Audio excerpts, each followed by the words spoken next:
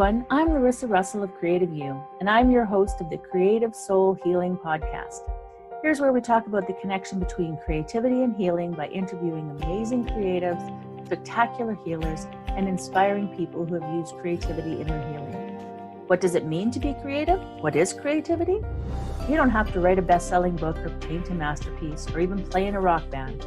Creativity is in everything that we do, in the ways we think, in the way we run a business. In our everyday lives, we are creative all the time. Let's talk about how we are creative and how creativity helps us heal mentally, physically, and emotionally, right now on the Creative Soul Healing Podcast. Welcome everyone, Larissa Russell from Creative You, and we're back for another episode of the Creative Soul Healing Podcast. So today I have with me Chelsey Benzel. Chelsey is a master of conscious leadership for purpose-driven entrepreneurs. As a writer, mentor, and host of the And the Net Appeared podcast, she mixes spiritual tools, intuitive guidance, and personal development with a sprinkling of business strategy to help conscious leaders get their work into the world in a big way. So welcome, Chelsey. Hi, thank you so much for having me, Larissa. It's a pleasure to be here. Yes, I'm excited to have you. So can you share some of your story and your path that's brought you here? Yeah.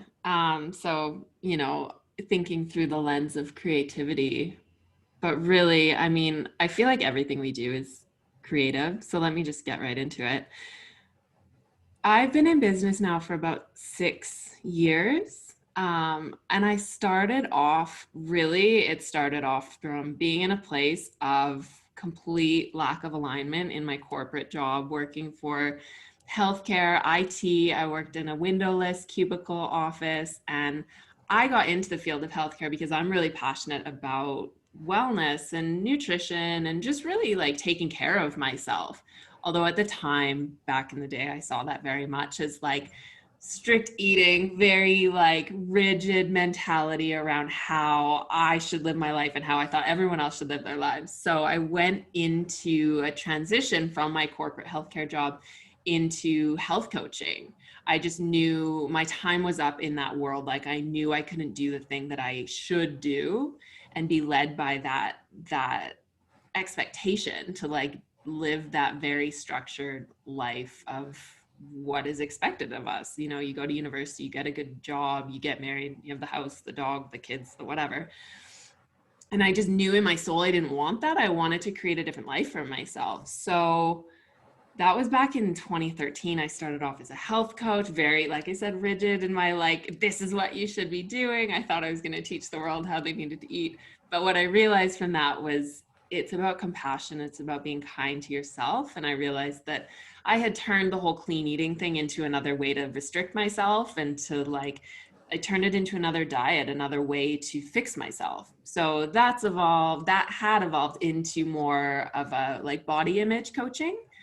And just a few years ago, it was while I was living in Bali, actually, and I was very just, in the flow, as you can imagine, living in a tropical paradise. And I was doing the thing. I built the business as a health coach, as a body image coach, but I knew I needed to shift gears. I knew I needed to talk about what, again, was like the most aligned thing for me was about helping women in business, helping women step up and get visible, to grow their audience, to grow, not even just about growing the business, but about growing the opportunity to share your message, to monetize your message, really, but to put to use all of the love, the thing that lights you up, whatever it is that's inside you, to give yourself that outlet and to turn it into a business, to turn it into that thing that gives you the freedom to live the life that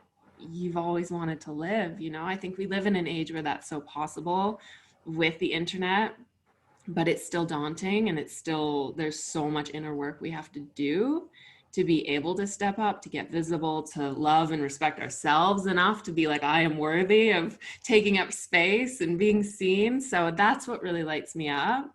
So you can see the common thread there has been all along living in alignment. And and doing what you need to do to get out of your own way so you can do the things, you know, like you mentioned, my podcast And the Net Appeared. It's all about taking those leaps and trusting, because you've gotten into alignment and you've done that work, that the net always appears. There's work involved, but if we trust and we do that inner work and that healing, the net will appear for us in often miraculous ways. Yeah, I agree with that so much. I often say that creativity is in everything we do, right? Because many people think creativity is like painting a masterpiece or writing a novel, but it's literally in everything we do. And when I first started my creativity coaching, I ended up coaching a lot of women starting businesses or I started coaching them and they ended up starting businesses because, you know, there's so much creativity involved in that. And when you can step out of your own way and find what you are passionate about is so important. Yeah. Mm-hmm. Yeah. So what does healing with creativity mean to you? I think, again, it goes back to everything that we do really is creating creative in some ways. Like, I guess another way to say that is it's our human nature.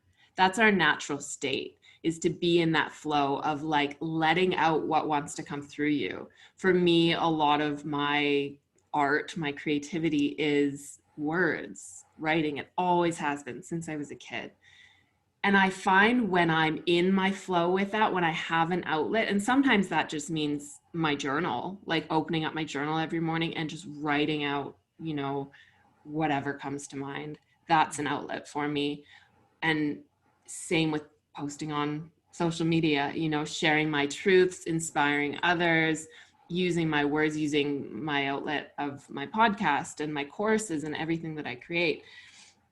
When I'm in that flow and when I'm letting that come to the surface to be shared and seen by the world, there's a level of healing to that goes beyond words. Like I can't fully express how that feels, to just know that that channel is open in me. Mm-hmm.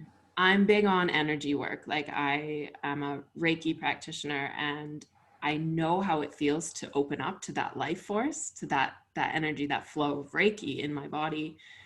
And it's similar to that. It's like things are aligned, things are flowing because I'm not suppressing my creativity. So whether that's words, whether that's painting or some kind of art, or it's some completely, you know, something completely abstract, whatever your form of creativity is, it's like when we give ourselves permission to open that channel, that's when our life force energy can flow. And it's no wonder that in that sense, creativity is healing on a physical, emotional, spiritual level.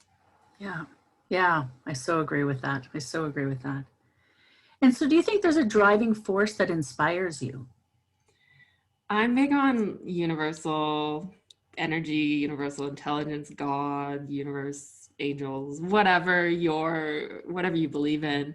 But I believe that there is something bigger than me that connects us all. And that's really it. It's like, so like I've mentioned, being in my flow, opening up my creativity is one piece of that. But if I can help others to step into that for themselves, it helps the greater good, because we're all connected, because we're all one. And that's really my driving force, is like, it's not about God, some guy sitting up in the sky that I need to please and I need to like be on my best behavior for, but it's that energy, that source energy flows through all of us. So I'm really driven by helping other people step up into their greatest potential and living that out, because if each individual on the planet does that work, we'll be living in a different world. Mm-hmm. Yeah, I agree with that. And it's so true that connection with all, and the like I believe that all entrepreneurs in essence are serving others, right? That is why you go into your own business, to serve others. And some people get hung up on what's in it for me, but if you do that, you lose what you're actually trying to do, I feel. And so when you think about that sort of bigger picture of serving others and that connection to people and connection to source, it brings everything into alignment. Yeah, I absolutely agree with that. Yeah. And so has there been a past pain that's informed your life purpose? I mean, I find if I were to talk about pain, it would be really that pain of being out of alignment, of living a life or going down a path that I know in my soul is a no, but I'm doing it anyway. Like that to me is the worst pain imaginable. You know, we can talk about details within that, the things that are going to come up as a result of that, but that's the root cause of any pain, of any discord in my relationships, of any like I could talk about, I had really poor health when I worked in that job, that corporate world. But I mean, to even talk about that would be sidestepping the root of that, which was I was living out of alignment. And so that really is the, if there's one thing that I could point to answer that, would be 100% is that just like the feeling in my body, the discord, the disconnection to source, to myself, to my soul.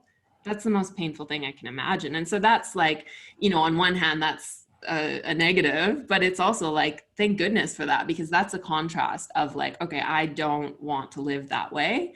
So how do I want to live? And then I can bring that into how I operate in the world, into how I move about my life.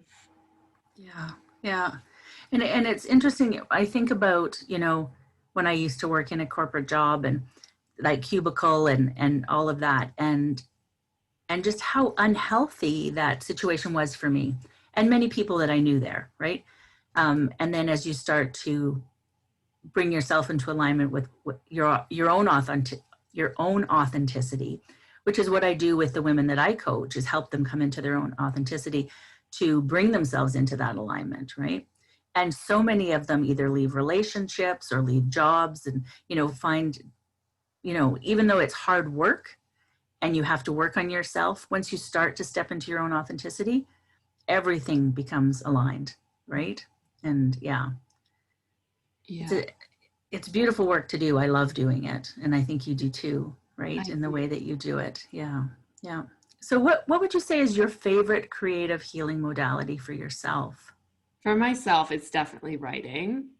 I just find there's such depth that I can access through expressing myself with words.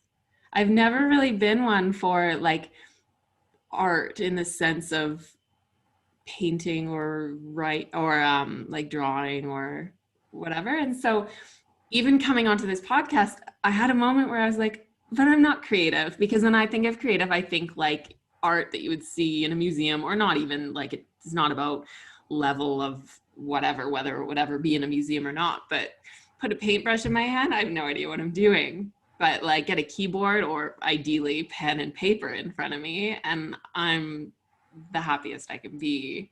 And I feel the most expressed I can be. So definitely would be words. And I'm playing around with that too, with the whole podcasting thing, because it's not just the written word, but it's just having that expression, that connection. That's how I feel, how I see it. Yeah. And creativity really is that expression, right? So however you express yourself, and for some people it might be baking, for another it might be gardening, a podcast or starting your own business. It's not just about picking up a paintbrush and, or knowing how to draw or whatever that is. And if that's your creative outlet, that's great too. But creativity is in literally everything we do. So yeah. So then what would you say is your greatest accomplishment to date? Oh, that's such a big question. I feel like when I feel into that, a lot of imposter syndrome comes up. It's like, I don't know. I don't know what to say, because it's hard to toot your own horn, I think, and to be like, oh, I'm great. Look what I've done. But I just feel like, no surprise, the biggest achievements, the biggest accomplishments, the biggest milestones, or anything that I can look back on my life and be really proud of myself is when I've said yes to my soul and to my knowing of what I need to do. And again, I could give you details of that, but that again is going to be the core of it. But with that, an example would be, usually my default example, if I were asked that, is all throughout probably from 16 onward, I knew I wanted to be a Bikram yoga teacher. I was just like, that was my thing. I didn't even care about going to university. I almost didn't go to university because there was this funny age restriction that I needed to be, I guess it was 21. And I thought, okay, well, I can't go until I'm 21. So I'll go to university, I'll do the thing that's expected of me. But as soon as I graduate, I'm going and I'm doing that thing that's a super intense, like rigorous training, 2 90-minute hot yoga classes a day with lectures and clinics and all sorts of things in between. I knew it was this big achievement, like this big, massive thing that not many people do, but I knew in my heart I needed to do.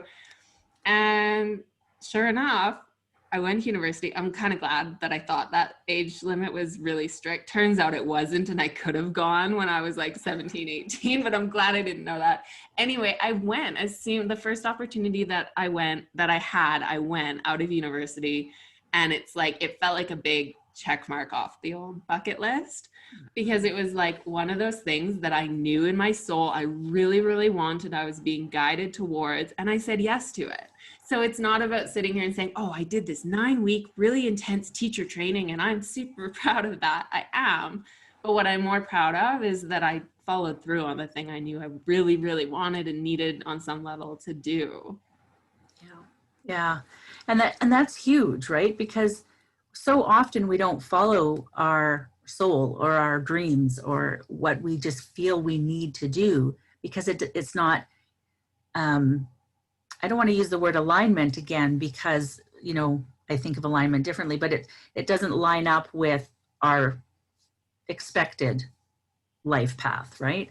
That go to university, get married, have kids, work at a job forever, although now it might be 4 jobs in your life or whatever the number is now, that sort of thing. And so having that dream and actually doing it is a great accomplishment. It's a great accomplishment. Especially when it goes against the norm or what people expect of you or any of that. That takes courage. It's not easy. And I think it goes against a lot that we're hardwired into believing I'm only safe if I'm accepted by the herd. But that's just not true anymore.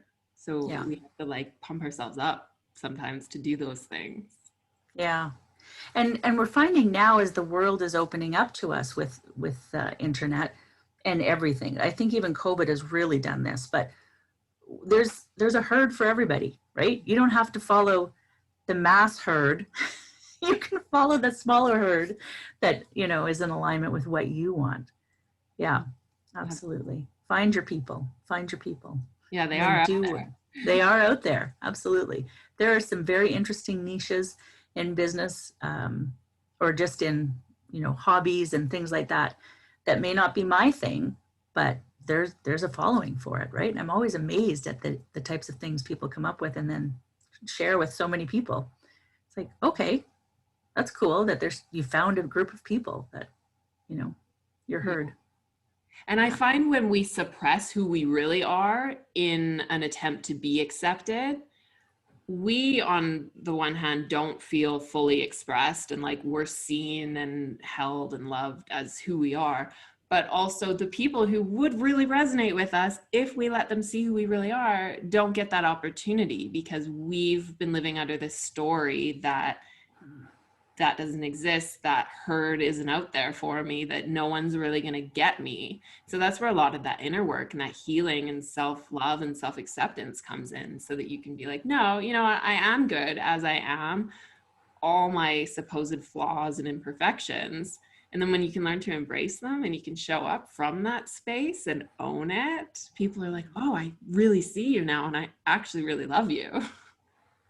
And the women that I work with, and I deal in authenticity and stepping into your authentic self, and we use creativity to sort of help with that in uncovering those blocks and the stories we tell ourselves. But when we step into that authenticity, we go through this sort of baby deer with unsettled legs, right? Like not quite sure where we stand in the world. We don't really fit into where we were, and we don't really fit into our new space. But once we can stand firm in who we are, it's so true that the people come and they we find each other. And when you can express from your most authentic self, you will find the people who are supposed to be are supposed to be in your life. Yeah. Right. Yeah. Yeah, absolutely. Yeah. So if you could change one aspect of our society through your work, what would that be? I would say hands down, just helping or having women have the confidence to step up and own exactly what we've just been talking about, who they are, their authentic selves, and almost like broadcasting it to the world, to step away from that mentality of this is what you should do, this is how you're going to be accepted, and what you need to do to move through your life and retire, and then one day you can live the life you really want to live. It's like, no, I would really love to live in a world where we see the evidence of what's possible if we really follow the pull of our soul to step into something greater, something that feels like a full yes, not a, oh, this is what I should do. Yeah. And I've made that my mission in my work, is to, not only showcase evidence of that through my podcast, but then in my actual offerings and my coaching and my courses, it's like giving people the actual tools to be able to make that happen for them. Yeah. Yeah. And it's important because so many people, we get so stuck in what we're supposed to do or what we think we're supposed to do. Right. And so learning where to find those tools is really important. So yeah, I think that's great that you do that. And so what inspirational advice would you give someone who's struggling? Oh, that's a big one because it's so specific. I think my best advice isn't going to come from me, if that makes sense. My best advice would be find a practice to connect to your higher self, whether that's journaling, meditation, breath work, going for a walk in nature. But it's, stop listening to what other people have to say for you and tap into your own inner voice and trust it. Know that you can trust it, that it is safe to trust that. And when you can do that, you access a level of confidence and a level of trust in your own intuition so that you can use that as your compass in whatever you do. And you don't need to look to anyone else for advice. You have that power. You're more powerful than you realize. And I think, even if we know that, I still have moments where I step out of that, or I lose sight of that. I get buried in heaviness and stories and beliefs that don't serve me, but we always have those tools to come back to. We can always, just in a nanosecond, like it doesn't have to be go sit on your meditation cushion or whatever. It's like just simply setting the intention to feel better, to choose a different thought, to choose a way to feel just slightly better and step back into, you might not go from completely struggling and feeling really low and you're in pain and things aren't working to, oh my God, life's amazing. We have to feel that in between stuff, but sometimes it's just setting that intention to feel slightly better, slightly more fulfilled, slightly more clear on where we're heading, whatever you need, but just like a little bit better. And then that starts to snowball. And then eventually you do get to that joy and that love and that ecstatic vibration, but it's not about good vibes only and like love and light only. We're all going to navigate that whole spectrum of emotions, but knowing that we each have the power to shift further upward at any moment. Mm-hmm. And it's so true. And the more work you do on yourself, the quicker those things happen as well. It doesn't mean you don't ever have those, despair or, a bad day or whatever it is, but you learn how to use the tools that you've gathered throughout your journey to move through it faster and more succinctly. Yeah. Excuse me. Sorry. So what inspirational quote, or do you have one, that sums up your life journey? Oh my goodness, you even gave me a heads up that you're going to ask me this. And I'm like, I don't have one that comes to mind. Probably would be something from like Elizabeth Gilbert from her book, Big Magic. I'll just say that whole book can be a quote for you if you're looking for something, or, one of the gems that I've dropped in this podcast. But I guess that kind of goes back to my belief that, any true inspiration for you isn't necessarily going to come from someone else. And if we do, rely heavily on outside inspiration, we're kind of missing the point. So a quote for you could be, step back into your own power and harness the clarity of your own intuition. I like it. Chelsey Benzel. I had that conversation with somebody recently about why do we not use our own quotes, right?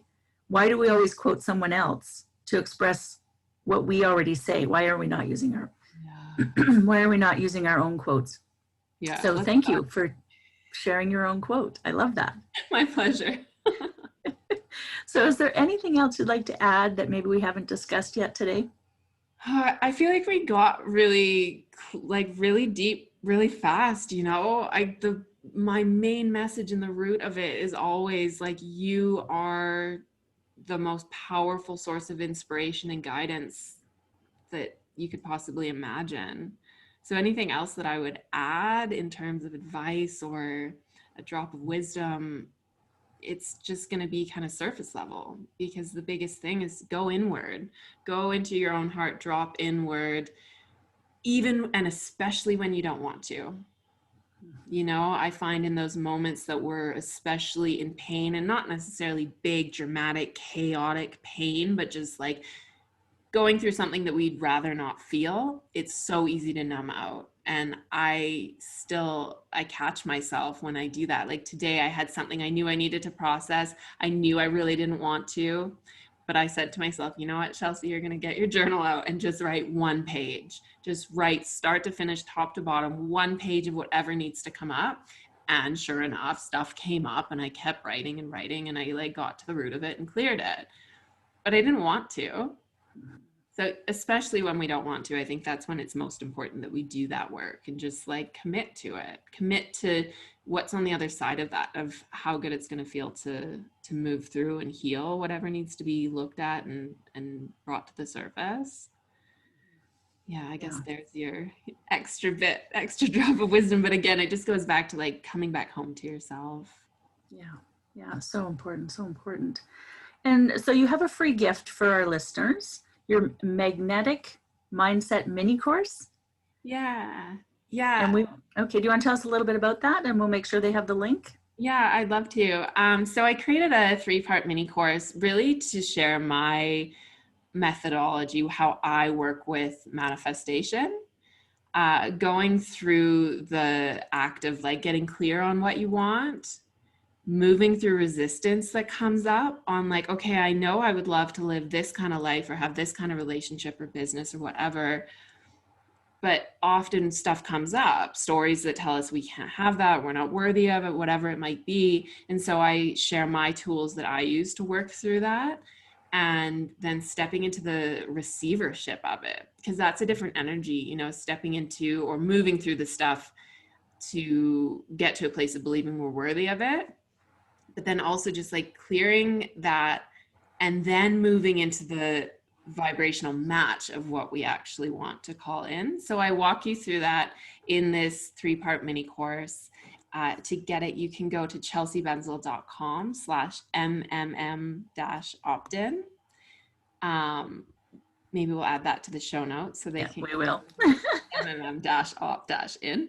And then you can go through that. And if you do, I would love to hear from you. You can reply to any of the emails where you're sent the videos, and come find me on social media too. I'm really active on Facebook and Instagram. Those are kind of my main platforms right now. And I respond to every message, or if you reach out, you will actually connect with me. And I love that human connection, because when we're behind these screens, or, I'm in your ears right now, and it almost is like we're a bit removed from each other. We're plugging into each other's energy, but it's still not that full connection. So I'd love to take it that extra step and actually get to know the people who are coming into my spaces. Yeah, that's beautiful. That's beautiful. Well, thank you so much for being here.